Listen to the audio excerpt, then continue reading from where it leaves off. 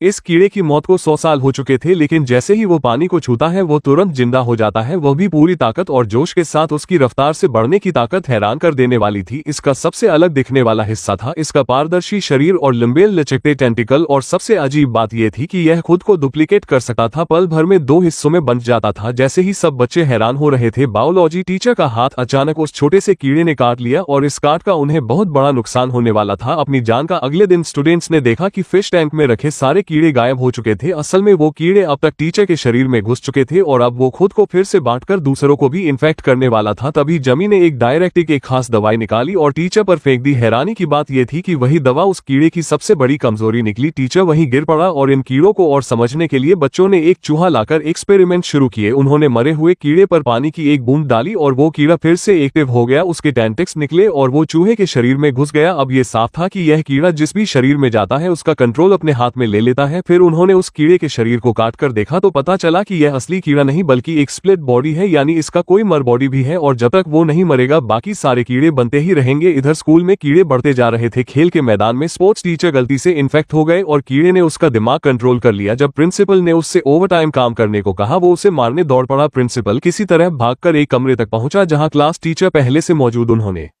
मिलकर sports teacher को office में बंद कर दिया। प्रिंसिपल को लगा अब वो सुरक्षित है, लेकिन तभी पता चला कि क्लास टीचर भी पहले से ही इन्फेक्ट हो चुकी थी और वो भी उसी टीम में थी। देखते ही देखते प्रिंसिपल भी कीड़े का शिकार बन गया। अगले दिन स्कूल फिर से खुल गया, सब कुछ नॉर्मल लग रहा था, लेकिन प्रिंसिपल ने बच्चों के हेल्थ चेकअप का बहाना बनाकर सबको पानी पिलवाया। मतलब अब स्कूल के लगभग सारे लोग इन्फेक्ट हो चुके थे, बस जमी और उसके कुछ दोस्त बचे थे, लेकिन उनमें से भी एक लड़की अब इन्फेक्ट हो चुकी थी। पर उन्होंने उसे तुरंत नहीं मारा क्योंकि उसे भी डायरेक्टिक से डर लग रहा था। वो तेजी से दरवाजा तोड़कर भाग गई, शायद वो अपनी मदर बॉडी तक पहुंचना चाहती थी।